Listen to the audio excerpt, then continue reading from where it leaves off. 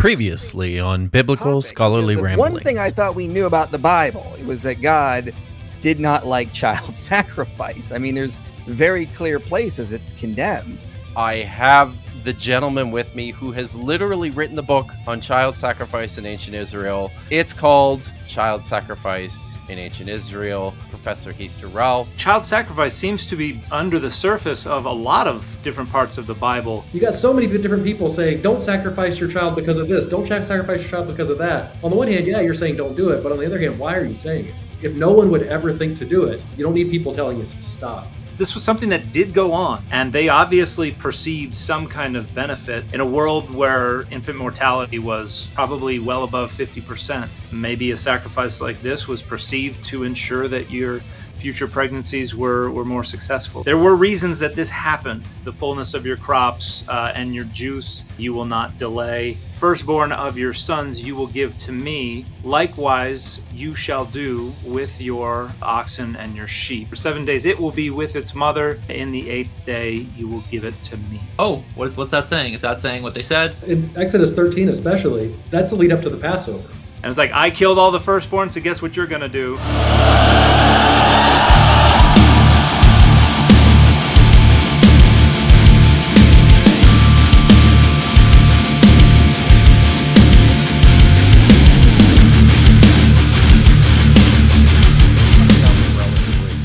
Let's talk about Ezekiel 20. Yep. If maybe you want to get us started on that, Dan. What's going on in that passage? So we have Ezekiel representing Adonai, explaining what's going on with their relationship with the people of Israel. Verse 18, I said to their children in the wilderness, do not follow the statutes of your parents, nor observe their ordinances, nor defile yourselves with their idols. I am Adonai, your God. Follow my statutes. Be careful to observe my ordinances. But they didn't listen. They rebelled against me, did not follow my statutes, were not careful to observe my ordinances. They profaned my Sabbath, blah, blah, blah. And we get down to a place where in verse 25, we say, and so, or moreover, I gave them statutes that were not good and ordinances by which they could not live. So we keep having these repeated references to statutes, ordinances, statutes, ordinances, statutes, ordinances.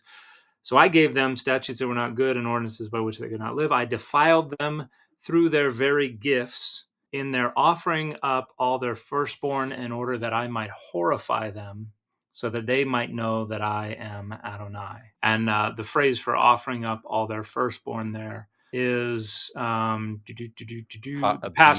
Yeah, ha'avir kol peter racham. So every opener of the womb passed over the fire, which is unique because I think you briefly mentioned it, Heath, that you don't have the firstborn and the passing over the fire together except for one other place.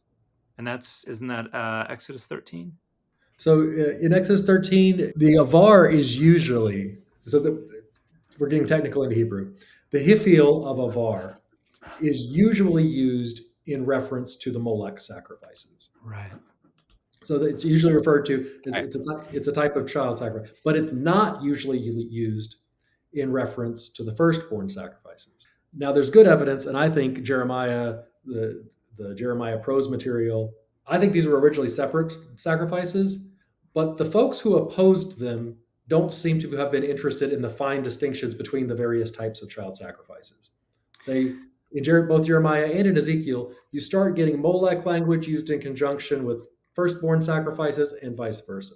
Well, it's probably pre-exilic stuff that they didn't witness, and they're just getting kind of secondhand accounts, right. And so it doesn't matter that they're jumbling it together. And for Jeremiah, anything Jeremiah doesn't like might as well be and is Baal worship. Pretty much. By the way, everything's the devil to you, mama. I gotta throw this in here because this is a piece of special interest to me. I do most all of my work on the Dead Sea Scrolls.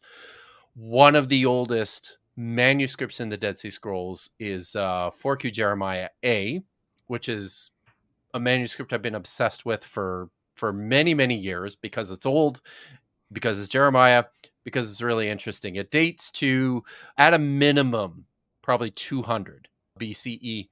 I'm going to show it to you guys just because this is super cool. One of the wild features of this manuscript is that, so this is on the right hand side, there is a column that contains text from 7, the end of chapter 7 and the beginning of chapter 8, and then on the left hand side you got text from chapter 9, and what you see there is small writing that's been smushed in to the paragraph divider.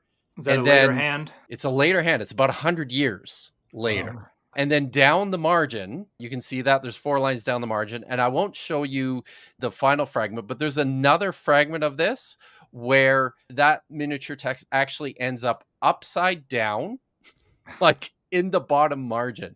So that insertion is the Deuteronomistic prosaic Jeremiah C material from Jeremiah 7:28 to like 8:3, and then it just picks up, like in the main text, it picks up in 8 verse 4. So here we actually have some evidence of redactors fiddling around with the text of Jeremiah. And this one's super interesting to me because it is this passage about offering your children for sacrifices at the Tophet. Very intriguingly, in that following column there's also mention of committing abominations to me and going after the Baalim, the Baals. The Baalim is also very interestingly absent from this scroll in terms of it's part of the reconstruction, but I think there's a strong case that it's not there. And this is just me, but I'm, like I said, I'm obsessed with this manuscript. I think you can make a good case that editors are inserting this Deuteronomistic kind of stuff about not sacrificing your children, not offering to the Baalim in this manuscript. That there was a manuscript of Jeremiah where some of this stuff, maybe it wasn't there. So anyways, we were talking about Ezekiel, and we talked about Ha'avir and how Jeremiah is conflating these ideas of the Molech sacrifice with the offering of the firstborn. So to be more accurate, the Ezekiel has used the verb that normally goes with the Molech sacrifices, this cause to pass over, and used it in reference to Peter Rechem, which is literally the womb breach. The breach of the womb, which is the firstborn. And that phrase is exclusively used with regard to firstborn. And I'm pretty sure exclusively used with regard to commands concerning firstborn sacrifices. This Peter Rechem. So Ezekiel is already mashing up. Again, Ezekiel opposes them. Or at least Ezekiel thinks they're not good. That's actually Ezekiel's exact words. They're not good. They're not good. Yeah. So he doesn't care if you conflate them with Molech offerings because those are also not good, right? And that phrase, "Ha'avarta kol Peter Rechem," the only other place where that occurs is Exodus 13:12, word for word. It's identical to what Ezekiel says. True. Yes. But it says you shall pass over every opener of the womb to Adonai.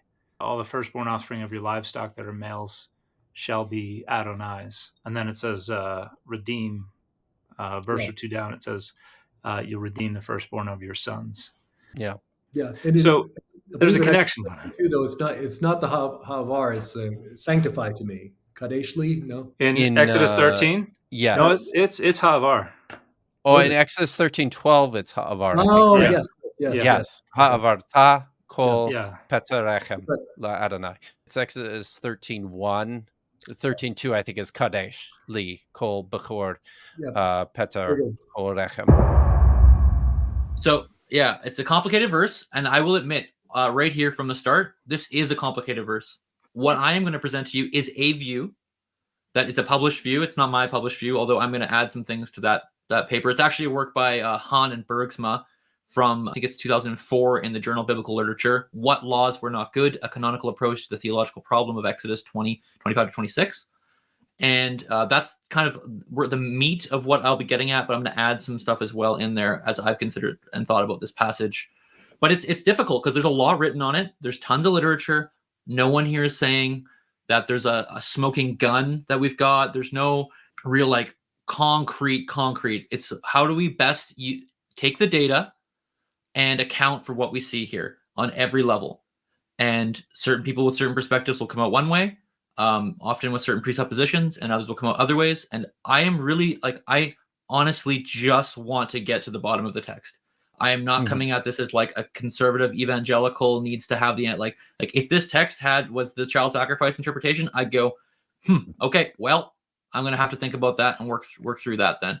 But I am trying as best I can to be data driven. Okay. So here's a data driven approach. I think the basic claim is what Dan said. The verse refers to laws in Israel's past that were given by God, which allowed and commanded child sacrifice. And God gave them these laws to stun them. There are a lot of different ways, as I said, that this gets conceptualized in the literature. I want to point out that what we're going for here is, again, just reasonable and data driven. Okay. I don't have a monopoly. What I'm claiming is that the view I'm going to show you is academically rigorous and should not be dismissed flippantly by Dan or anyone else. I think that would actually be the unfair thing in this situation. I would hope that at the end of this, that we could all go, hey, that's actually a really reasonable approach to this text, and not just dismiss it. That's dumb, thin, or whatever. I think that's Dan's word later. It's thin. I don't find that fair. I think this is actually a very good grappling with the data. I would plead as well that no one dismiss this interpretation based on consensus views or what's been published the most in the last 20 years. Please deal with the data that I'm going to present. This is a specifically interesting case because, so this is important for people to know, Gill, Gile, in 2021 published a book, and he states in that book, and it's published in the literature, that for 20 years, no one dealt with Hanan Bergsma. So everybody who's published in 20 years, they cite Hanan Bergsma, but they never deal with it. And I actually noticed that before I came across Gill. I went, wait, why is everyone just citing this and not actually dealing with the argument? This is crazy. This argument's really interesting. And it's usually just given lip service. And so that's since 2021, that's in the literature. So don't just come at me saying, hey, it's not what the majority of people have said in the last however many years. Like that's actually a good metric. I don't think it is. All that to say, don't come at this with consensus. Come at this with the data, please. That's how I would appreciate that to move forward. Consensus is a tool. It's not a right. Here we go. The question, the thesis that I'm going to demonstrate, and I know there are questions about it, is this. The basic claim is the not good rules and the regulations by which they will not live refer to laws in Deuteronomy, which change the standard of holiness away from laws in Leviticus regarding sacrificial firstborn animals. There's the claim. That's where we're going to go, and we're going to proceed again with data moving forward. So the not good rules, regulations refer to Deuteronomy because Deuteronomy changes standards from Leviticus about firstborn sacrifice of animals. Animals, okay? Yeah. So how can I prove that to you? I'm going to try and prove that to you. So Ezekiel, and in Ezekiel's scholarship, it is well attested and well known that he is giving a history of Israel in chapter 20. So you can actually see him walk through the story that you find in the Pentateuch, basically. These are, it's called different panels, which I've included for you here. These are from Bloch's commentary in the 90s. Hanan Bergsma also follow this. There are a few other ways to splice it, but generally, it's agreed this is the story of Israel. So we have to walk with Ezekiel through this. There are 3 panels that we need to talk about here. And just to prove it to you, this is really ugly, I understand, but this is just from Bloch's commentary. You can see panel 1, panel 2, panel 3, there's the text. And then the question, of course, is how does he prove that? And it's by shared themes. We see the same things repeated through this chapter in these various panels. I'm not going to read the whole text to you, but I've given to you in the bottom that you've got an oath is repeated, I am Yahweh is repeated, rebellion is repeated, a threat is repeated, and restraint is repeated. And in each of the panels, this is a way of sectioning and segmenting the text. This is in Egypt. So we start off at the beginning. We're going backwards now. I always tell my students context is king. Follow the context. Let's back up. What is the context of these difficult verses in 25 and 26? If we just read it by itself, you can read whatever you want into it. How has Ezekiel developed this? It starts out, he's talking about Israel being in Egypt. You can see this in verse 8 there. They rebelled against me. And then at the end of that verse, at the end of the paragraph, in the midst of the land of Egypt. And then you see verse 9 that he's going to bring them out of the land of Egypt right at the end there. So we know we are in Egypt here. Yeah. He continues. Note the colors again. Here I want to point out that we are at the golden calf in this section. So Sinai, we're at Sinai. God's going to use the same language of I gave them statutes and regulations. This is clearly referring to Sinai and the law giving. So you see that there in verse 11, I gave my statutes and my regulations. This means that we have strong reason to believe that when we get to verses 25 and 26, the ones under question, that God's giving the laws refers to God giving a set of laws and not anything else. Other positions try to change the meaning of statutes and regulations to make sense of verse 25 and 26 when we get there. I don't think that stands because we're seeing God gave Sinai statutes, regulations. It's talking about God giving actual laws. Note as well, there are specific Hebrew terms here, and note the terms hukot, statutes, and mishpatim. Like, you have to catch this because it's important for the rhetoric of what Ezekiel is trying to do. He calls the Sinai laws, hukot and mishpatim. Okay. Keep those terms in your head. Also note, he says, if a person does them, he will live by them. That same line is going to be repeated over and over and over in the upcoming verses. It will be repeated in the problematic verse in 25 and 26, and that is crucial. So keep hukot mishpatim, and if a person does them, he will live by them in your mind, because he continues through these panels. Again, here, so continuing in panel 2, you have the hukot and the mishpatim, because they despise my judgments, mishpatim, and not my hukot, so same terms. There's only one place in the Pentateuch where God swears that they won't enter the land. So this is about God swearing here. You see in the beginning with the red. One spot in that narrative, and that is in the first generation of Israelites in this verse in Numbers. Note that they're in the desert. It's the first generation, and they haven't gotten to the land yet. So we moved from Egypt to Sinai, and he's given them hukot and mishpatim. They're in the desert, and this is all about the first generation still. This is not really disagreed upon in this scholarship on Ezekiel, okay? Right. This is pretty clear. So Joel's got an idea about this particular text and says he doesn't think this is with reference to child sacrifice. And he provides this, I think it's kind of an interesting argument. I think I said in the lead up when we were chatting to this show that in terms of responses to this idea of child sacrifice being mandated or at least accommodated, if not commanded, in the Hebrew Bible, I think this is a really interesting response to that. So Joel, basically, he starts off by saying, first of all, that you have to read verses 25 to 26 within the whole context of Ezekiel chapter 20, which he says is like a rehearsal of, I think he even says, the Pentateuchal narrative, if I remember correctly, that this is a story starting in Egypt and then moving into the wilderness, and then there's a second generation in the wilderness, and so you have to follow the narrative and what's happening there. And this is based on, I think he uses Bloch's commentary, which shows like the three historical panels: panel 1 in Egypt, panel 2 in Sinai, panel 3 in the wilderness. So I guess just on the outset, what do we have to say about this idea of Ezekiel chapter 20 and its commitment to Pentateuchal narrative? Broad strokes. I like it. Yeah. I like the reading that, I mean, it more or less follows the narrative arc of, I don't know if I want to say the Pentateuch because I'm not sure. Yeah, right. But it follows the arc of the narrative in that we start in Egypt, we spend some time in the wilderness, and we have a second generation. That lines up nicely.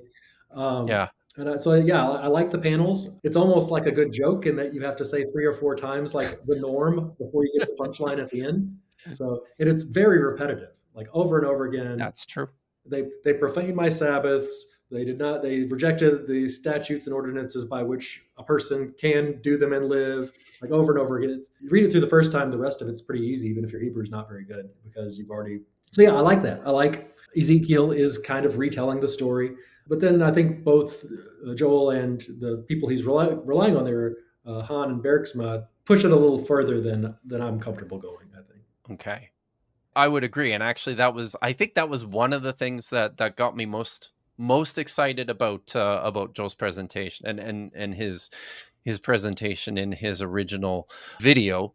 So next, he draws a lot of attention to what's happening more technically, more linguistically in these panels, where there's a technical designation, hukot v'mishpatim, the laws and the statutes, or the rules and the statutes that appear throughout. This is what takes place in the Sinai panel. Now, follow along. Note that the text here switches to talking about their children. We're at the next generation now in the wilderness. So we've moved to panel 3. We're now further in the history of Israel. In verses 18 and 21, so in verse 18, it talks about their children right at the start. I said to their children, so children of the first generation. And then in verse 21 as well. So just for the audience's sake, Yeah. we have moved past Sinai. This is the second generation that's came out of Egypt. We are past the covenant code of Exodus 22. That's probably not in view after verse 18.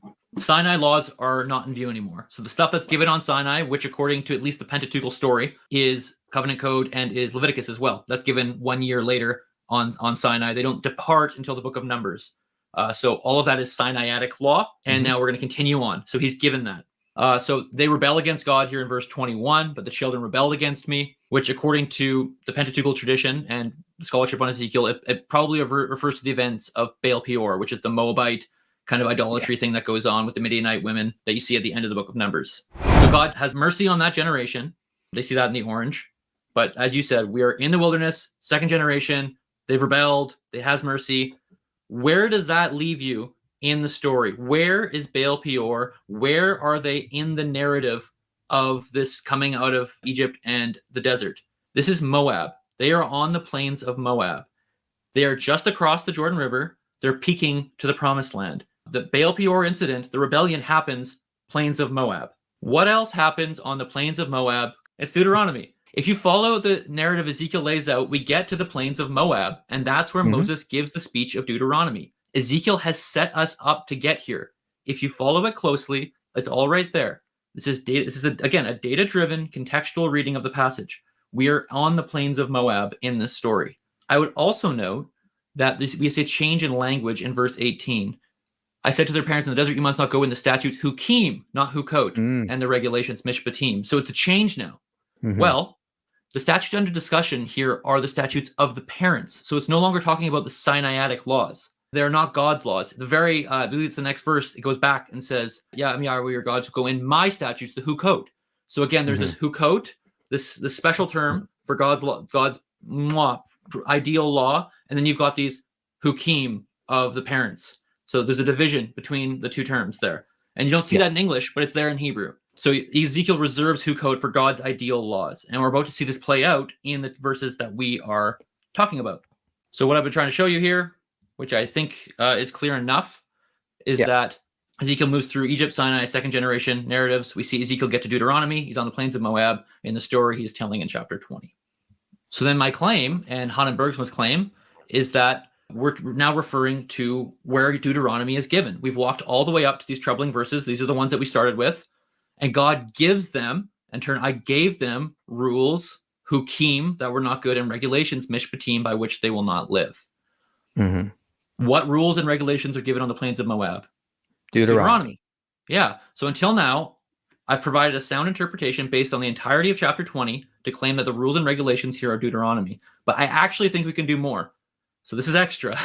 And I think there's more. In fact, what terms does Deuteronomy use for its own laws? Open Deuteronomy, read it in Hebrew. What do you think the terms are for the laws of Deuteronomy? I've got no answers. I will say though, it's Deuteronomy calls them hukim. Yeah, hukim. Open Deuteronomy as soon as it gets to the laws. Now, Israel, listen to the hukim and the mishpatim. The hukim and the mishpatim, like verse after verse after verse after verse. The hukim and the mishpatim are Deuteronomic language for the laws there, which is in contrast to hukot and mishpatim. And do you want to know where the hukot come from? Leviticus, I believe. Q Leviticus. That's right. Yeah. So the pairings, when you got hukim, hukot, mishpatim, hukim, mishpatim, those are separate between Deuteronomy and Leviticus. And so it's cued within the text itself here. They show you that Ezekiel is comparing the laws in Deuteronomy with the laws in Leviticus, which he thinks are better. So one of the arguments McLellan made is that what Ezekiel's talking about is that law in Exodus 22 that we already talked about. But that doesn't even seem to be in view at this point. After verse 18, what's in view is Deuteronomy, which doesn't mention anything that you could be interpreted as God commanding child sacrifice. Exactly. Thank you for pointing that out. Yeah. Now let's show that Leviticus is also on his mind.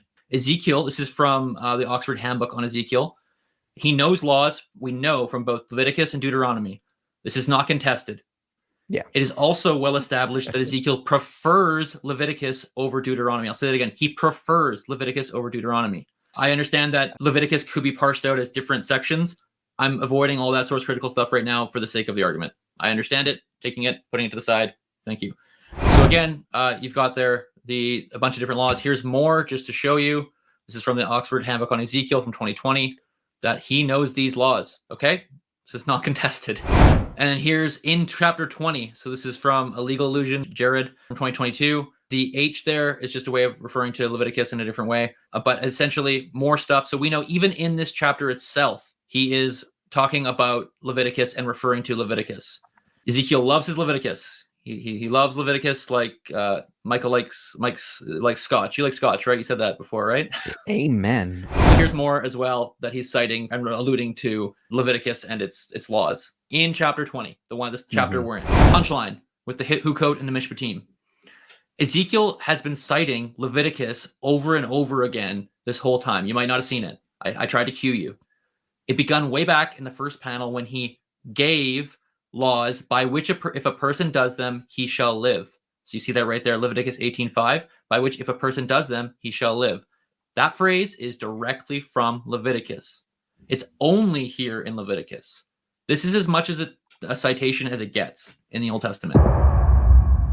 This is what takes place in the Sinai panel, where Yahweh gives them Hukot v'mishpatim, laws and instructions by which you shall live.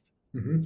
And then he wants to draw a distinction between those and what appears in, I believe it's verse 25, where Yahweh then says, I gave them statutes and laws, but here it's Hukim v'mishpatim.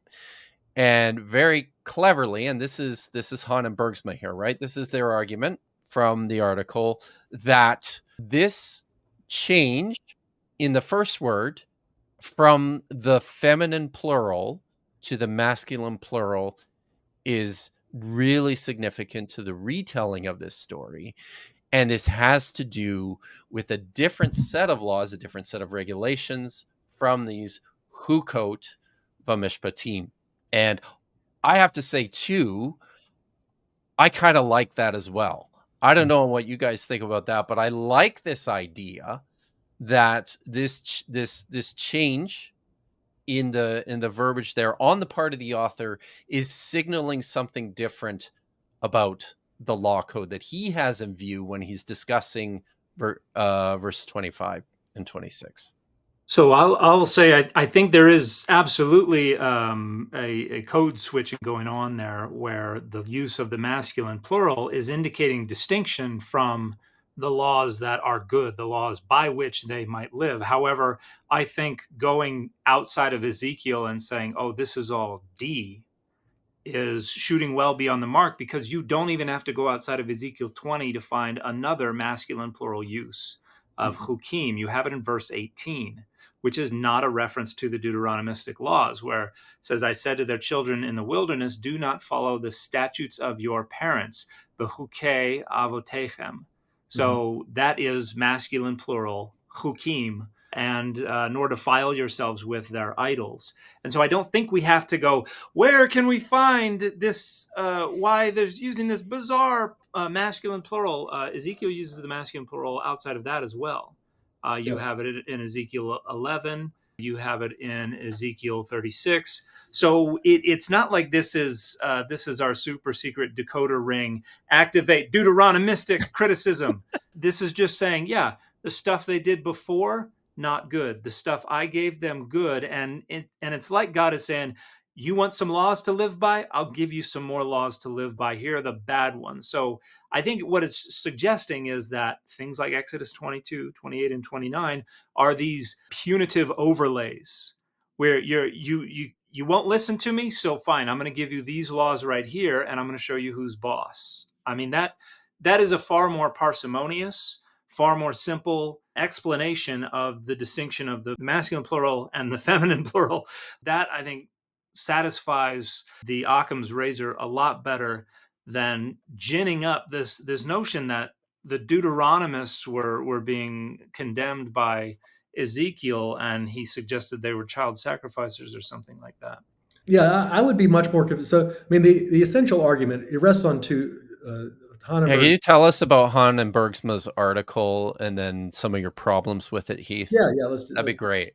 So it rests on two major foundations that I see it resting on. One is this masculine versus feminine, Hok versus Hukah, right? And if it were the case that every single time that Deuteronomy talks about a statute, Deuteronomy called it Hok and Hukim, masculine. And every single time, the Holy Code, which is what Ezekiel loves, if it always called them Hukahs, then I'd be like, okay, like we've clearly got, but there are plenty of exceptions. There are plenty of times that Hukah shows up in Deuteronomy, and there are plenty of times that Hok shows up in the Holiness Code. And I mean, everybody agrees. Well, nobody agrees on everything, but pretty much everybody agrees that Ezekiel really likes the Holiness Code. There's been a lot of scholarship that has shown that Deuteronomy is updating, maybe replacing the Covenant Code, that the Holiness Code is updating, maybe replacing Deuteronomy. Like we have legal codes and loggerheads. Pretty much everybody agrees that Ezekiel likes the Holiness Code, loves holiness language, right? Most folks agree that Jeremiah likes Deuteronomy. We have good evidence that there are competing law codes out there and that there are people taking sides in these type of things. If a constitutive feature of Deuteronomy was masculine Hok and a constitutive feature of the Holiness Code were feminine Hukah, that'd be great. And yeah, it's okay. Maybe Ezekiel's not so subtly alluding to it, but that's not how it works. You have exceptions. You can use your Bible software to look up those. But one I would point out is the last verse of the Holiness Code is Leviticus 26:46, and it begins, Ela ha-hukim va-hamishpatim. These are the hukim and the mishpatim. Wow. The kicker of the Holiness Code identifies the body of Holiness Code material as hukim. Now, Deuteronomy does the same with its law code. The linguistic argument there, I don't think holds up. That is because it's not constitutive or distinctive to Deuteronomy to say hukim. The other problem is the way the argument works. Han and Bergsma say, so we're marching through the Pentateuch. So we start in Egypt. Now we go to the wilderness, and they sin. I think actually I think it's the title of the article itself. I think is actually it's a canonical approach, Yes. right? Yes. Yeah. Yeah. They're marching through the Pentateuch. Sorry, yes. No, that's exactly right. So you start with Exodus. You start with in Egypt, and they don't do a lot with the Egypt stuff actually, and they sin there, which is weird because the Pentateuch as we have it doesn't really have the people sinning in Egypt. That's true. But Ezekiel does. And then they go to the wilderness and they get the law and they sin. So that's got to be a reference to Sinai and the golden calf. And then they get some more laws and they sin. I think that's the second giving of the law, followed by the Baal Peor episode. Yeah, the Baal Peor episode. And now we've gotten to the end and we're about to give the bad laws. Where are we? Well, in the narrative, now we're standing on the plains of Moab, and that's where Deuteronomy is delivered. It's a super clever argument. Like I like it as an argument. I don't think it's right. Because that assumes that if that's what Ezekiel is actually doing here, that assumes that we have a fully redacted Pentateuch, including Deuteronomy at the end of it, already in the early years of the exile, when Ezekiel was probably written. So we have either a super early Pentateuch or we have a super late Ezekiel 20. Either Ezekiel 20 is written sometime after, I don't know, Ezra, or easily, yeah. Or we have a fully redacted Pentateuch. And I don't know anybody who believes either of those two things, that Deuteronomy was already tacked onto the end of the Tetrateuch, if we want to call it that. As a canonical approach, if we're doing some kind of like midrash and recognizing that we're doing that and rereading Ezekiel, but that can't be what Ezekiel 20 is actually doing, because the Pentateuch almost certainly did not exist as the Pentateuch at that time. So yeah, I don't think either the linguistic argument or the canonical argument hold up for historical purposes, for interpreting what Ezekiel 20 is trying to do. What is Ezekiel doing? He's going, I gave you laws by which you will live, Leviticus. Laws by which you will live, Leviticus. Laws by which you will live, Hukot. I gave you these Hukot, and finally, on the plains of Moab, I gave you laws by which you will not live. In other words, I gave you something that's not Leviticus, not the priority. I gave you Deuteronomy. And Deuteronomy isn't as good as Leviticus in some matters. So you might be wondering, I primed you at the beginning, but if you've forgotten, how is Leviticus different than Deuteronomy? Well, that's the last step in this argument. I, in turn, gave to them statutes, hukim, that were not Leviticus, and rules, mishpatim, which were not Leviticus, right? Because if it's taking this phrase, if a person does them, he shall live, and flipping it. Yeah, I've just given it as a paraphrase here, but he's flipped this phrase around. If a person does them, he shall live. Person, he will not live. So he's done that. He's referring to Leviticus. Let's look at how so. And this is it here. Deuteronomy changes provisions for firstborn animals away from Leviticus in ways that would defile Israel. Leviticus required all slaughtered animals' blood to come to the sanctuary. In contrast, Deuteronomy allows non-firstborn animals' blood to be poured out wherever, and they do not have to come to the sanctuary. There's a lower standard, a concession that Ezekiel acknowledges Yahweh lowered the standard and stunned them by it. Some people might be going, well, blood and animals, you got to read some Leviticus, you got to read some Deuteronomy, but blood manipulation, the use of blood in ritual is really important. It's very, very important. Blood is life in the symbolic world of the Israelite sacrificial system. Blood is very, very important what you do with it. And so Leviticus has a certain standard, and Deuteronomy breaks that standard in its laws.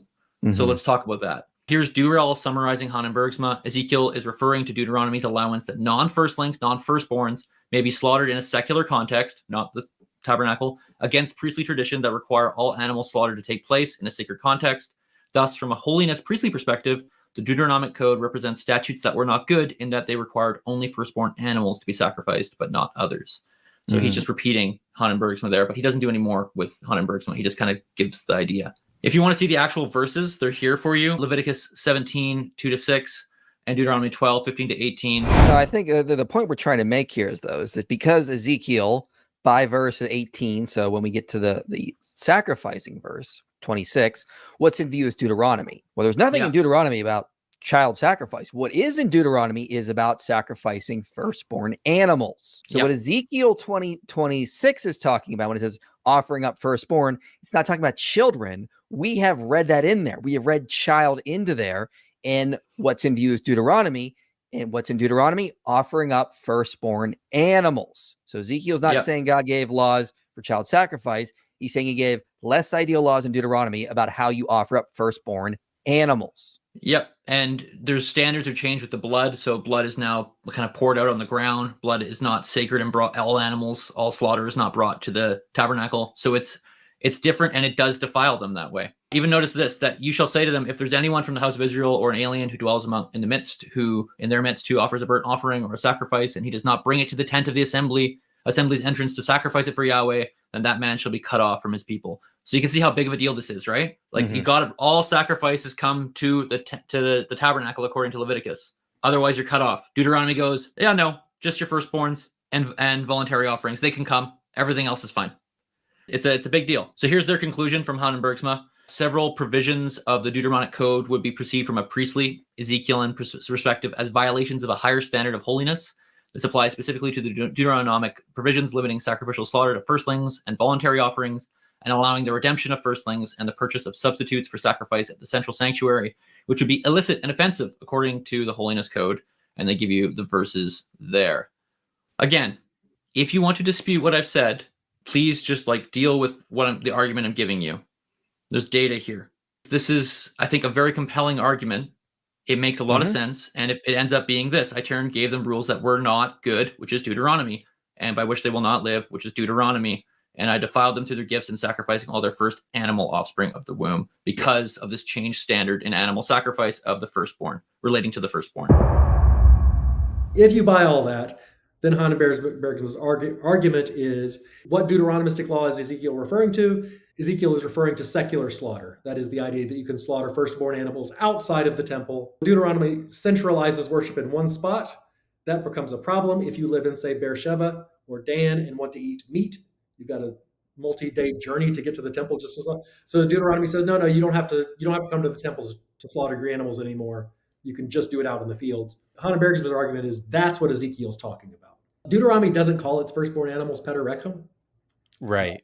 Ezekiel doesn't use the Deuteronomistic language surrounding this, so. And that's actually in Exodus 13, the Pederechem is a reference Yes. to both animals and humans. But I think Yes. Hahn and Bergsma make the argument that Exodus 13 needs to be understood to refer just to animals, because I think they use Bechor to refer to the firstborn. And they're like, see, it's not, Pederechem doesn't refer to humans, but obviously the humans are included in the grouping, and they're just using specific terminology to distinguish them as they itemize the firstborn.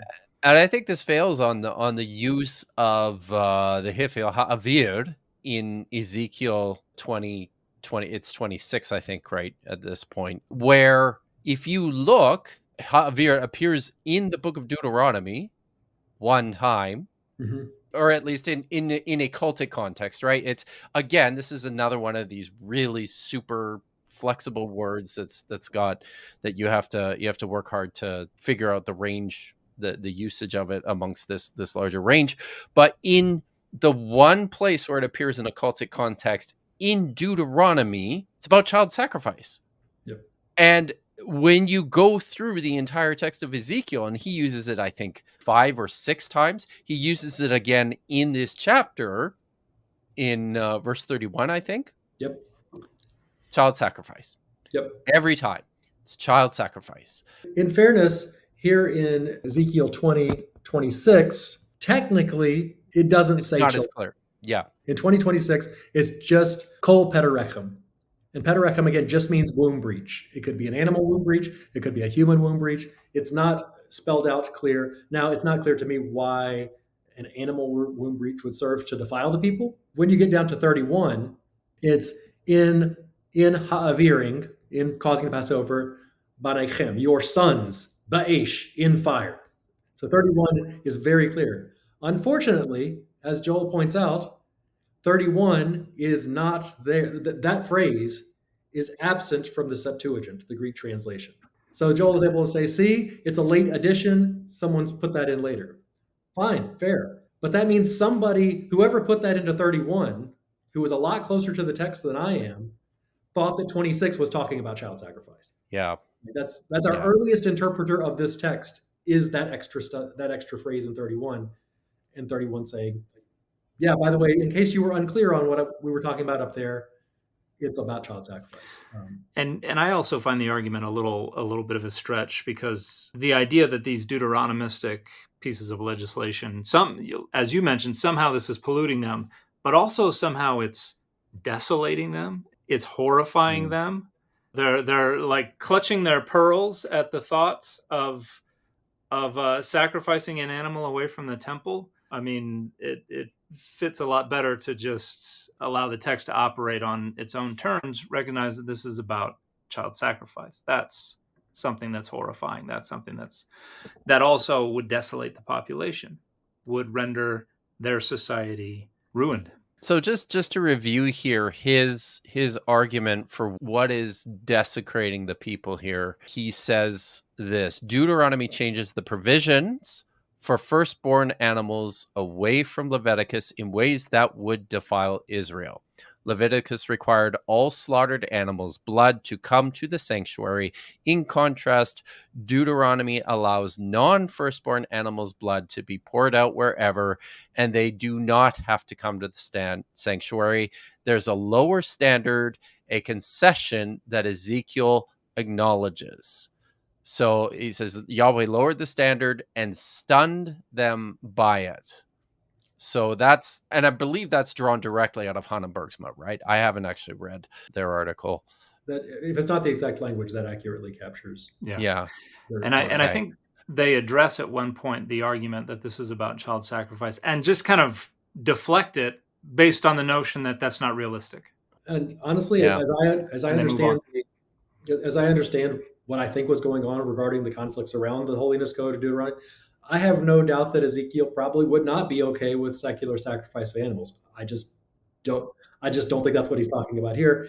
And I don't think that's what the Jeremiah C material, the prose material of Jeremiah, I mean, that's the kicker for me. Because as I understand Ezekiel, he is saying, I think he's trying to somehow preserve the holiness or the covenant code as Yahwistic. It looks like to me the priestly and holiness traditions were much more of a grab bag. Let's keep as much as we can. Oh yeah. And I think Ezekiel gets to this either Exodus 13 or Exodus 22, 28, 29, and says, yeah, this says child sacrifice. No, I'm not willing to throw those laws out. They must be bad laws, or not good laws. Not bad. Not good laws. Not good laws. That God gave because people rejected the good ones. And I think that Jeremiah 7:31, 19:5, and 32:35 are all directly responding to this rhetorical move. Just in a slightly different way. Yeah. Well, I think Ezekiel's saying those covenant code laws, they are part of Yahwistic legislation, but they're the lo tovim, the not good laws, and they're only there because you didn't obey the good ones. So go obey the good ones. Otherwise, you've got to live by the bad ones, which we're going to keep. But if you read Jeremiah 7:31, they go on building the high place of Topheth, which is in the valley of the son of Hinnom, to burn their sons and their daughters in fires, which I did not command, nor did it come into my mind. Again, this is very Molech-y language. This is not firstborn language. But then he ends it with, which I did not command, nor did it enter my mind. If you jump down to Jeremiah 19:5, and they went on building the high places of Baal to burn their children in fire as burnt offerings to Baal, which I did not command, nor did it enter my mind. Here you get some Baal worship thrown into the mix. Yes. And then in 32:35, they built the high places of Baal in the valley of the son of Hinnom to offer up their sons and daughters to Molech, though I did not command them, nor did it enter my mind that they should do this abomination, causing Judah to sin. We have 0 laws in the Pentateuch that command Molech sacrifices. Now, maybe there were some and they didn't make it into the canon, but I think that Jeremiah is treating firstborn as Molech sacrifices. As far as they're the exact same thing. Mm-hmm. He reads Ezekiel, or whoever was writing the prose material, Jeremiah, reads Ezekiel, says, whoa, I did not command that, nor did it enter my mind that they should do this. I didn't even think about doing this. You are wrong, Ezekiel. If that's not what's going on, then I have no idea why the prose material Jeremiah 3 different times would need to deny that Yahweh commanded this. I think that this is a more or less early exilic, or maybe mid-exilic, maybe late exilic argument about what to do with these laws. And Jeremiah wants to throw them out because Deuteronomy seems to want to throw out the rest of the Pentateuch anyway. It wants to be the final word. And I guess it is the final word, but it's not the only word in the canon we have. They want and lost. Yeah, no, that's very good. I think that's probably I did want to mention one other thing that I thought was quite interesting in terms of this sharp distinction between H and D that Joel is attempting to assign to the Ezekiel 20 story. Something that caught my eye when I was looking at this was that in verse 12, this is describing the wilderness generation. It says, and it's talking about the laws and the statutes, a hukot v'mishpatim, and it says, you shall keep my Sabbaths, Shavatote, because they are a sign between me and you to know that I, Yahweh, have sanctified you. So that's neither H nor D. Mm-hmm. That's almost a direct quote from Exodus chapter 31. Mm-hmm. So it's another one of these features. And I think too, because it's repeated, this idea about keeping the Sabbaths as a sign between you and me, it's repeated again in that story. And it seems to be sort of the only specific element that draws a lot of attention in this story in terms of the legal material. I think there's a lot more work that needs to go into that. Like what is going on here and what's the issue really? It's very interesting to me that Sabbath seems to be the issue over and over again, like the right. Sabbaths. I didn't put this in the book because I'm not willing to go Billy Prop and put speculation. Speculation, Captain. It's striking to me that the issue throughout Ezekiel 20 is the Sabbath. They're violating the Sabbaths. And if I'm right, and if Ezekiel is referring to the Covenant Code's version of the law of the firstborn, that's the one with the 7 days. You don't like the laws by you don't like the good Sabbath. I'm giving you a different kind of 7-day Sabbath. Again, it's just suggestive. It was suggestive enough for me to make it into my notes and not into my book.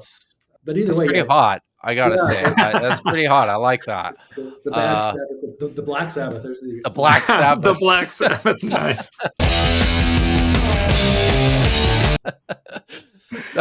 That's awesome. By the way, Joel, I think he mentions it at the beginning of this video, but I know one of the reasons he made that first video about child sacrifice was because he was writing an article all about the Sabbath. So, he kind of entered this text through that sharp lens anyways. So this has been just a fantastic chance to chat with you, Heath, but I wondered if maybe to finish up here, could you just kind of give us the pitch? Child sacrifice in ancient Israel. Was it happening? Do the laws at least accommodate it, if not command it? And how are scholars talking about this issue with regards to the Hebrew Bible today? And maybe say something about the reception, the critical reception of your book as well on this topic. So I'll start at the end. The critical reception mostly has been positive. I mean, it's been out for. Yeah, most folks have been positive. There's some folks that disagree with me about various things. I've read books or articles since mine that still think that Molech is a god, even though I'm pretty positive Molech is a type of sacrifice. I'm convinced. But in general, it's been positive. It helps that, I mean, I didn't say a ton that's like radically new. A lot of it was synthesizing. We always stand on the shoulders of giants in our scholarship if we're doing it right, I think. And my contribution in the book, I hoped is my contribution, is that we shouldn't talk about child sacrifice. And that is in the sense that any more than we should talk about sheep sacrifice. Like, that's not a helpful category. It might be interesting that children are the victims of these sacrifices, but I think we have at least three different kinds of child sacrifice. One is it's an emergency. Mesha sacrifices his son on the wall.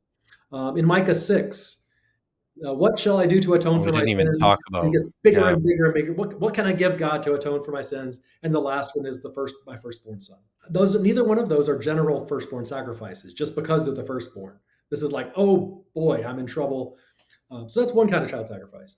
You've got the Molech offerings, which personally I think were borrowed probably during the reign of Ahaz from the Phoenicians, who we have good evidence that they're doing them off in Carthage. We don't have good evidence from the Phoenician homeland, mainly because it's really, really hard to excavate Phoenician cities because people still live there.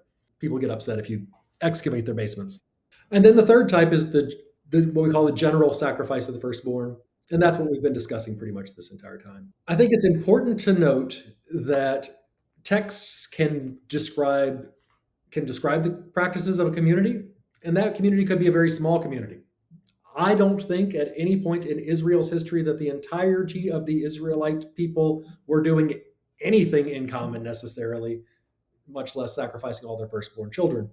I think some probably were at some period. I don't know what period that was. I don't know how big that group was, but I do think the logic underlying, you owe God your firstborn. Okay, yes, definitely God gets the first of our crops, gets the first of our flocks. It applies to children. How does that play out? And watching it play out in various ways. Substitute a sheep, give cash. The Levites are the substitute.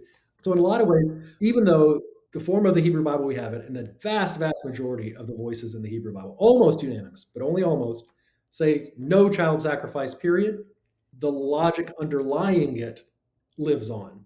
It gives birth to traditions. It has after echoes, as it were. Yeah, I'd say it's probably not going to make anybody happy, but history is complicated. People's practices and religions and rituals are complicated, but there is clear evidence that there were child sacrifices in the ancient world, including in ancient Israel. How widespread they were, how often they took place, how big the groups were that practiced them, I don't know. I can speculate, but there I'll have to let Prop. On that note, I'm wondering what you're thinking, what you think about this. Do you think maybe if this is a small group, might this be, in terms of a social stratification, something that was practiced more by people who were wealthier, who were in power, who were the movers and shakers Yeah, there's been a lot of effort, big, thick volumes, trying to establish the social location of the covenant code community. Right. I think it's really, really hard to say much. Whoever put the text down was literate, which already moves them pretty high up the chain. I'm fairly convinced that whoever put it together knew the Code of Hammurabi for at least the casuistic stuff. It looks to me like they know Hammurabi or something very much like it. I think David Wright's book on that makes a very convincing argument. Yeah, I'm convinced. Which that moves them a little higher up so beyond that, it's somebody smart and educated put this together. How much of it is descriptive versus how much of it is idealistic, it's really hard to say. But the fact that pretty much every other tradition in the Hebrew Bible, at least the Pentateuchal traditions and the Jeremiah, Ezekiel, seem to be inheriting this idea that you owe Yahweh your firstborn. It says that somewhere back there's a memory of something. And the final thing I'd say on that, and that some of our later voices in Scripture, in the Hebrew Bible, Ezekiel and Jeremiah, definitely think that that's what it means. Like they both think it, whatever it meant, they think it meant child sacrifice. Maybe they were wrong, but they're a lot closer to the covenant code than I am. Sure enough. Wow. Dan, do you have anything to add or to say here as we wrap up? I don't think I could add anything to that summary, that recapitulation of the discussion to this point. I think that's plenty. Well, Heath, Dr. Dewrell, I really, really appreciate you taking the time to join us here and to talk about this kind of terrible but also really, really interesting topic, and for unpacking some of the issues that you deal with in your book. So thanks for coming out. Thanks for having me. It's a lot of fun.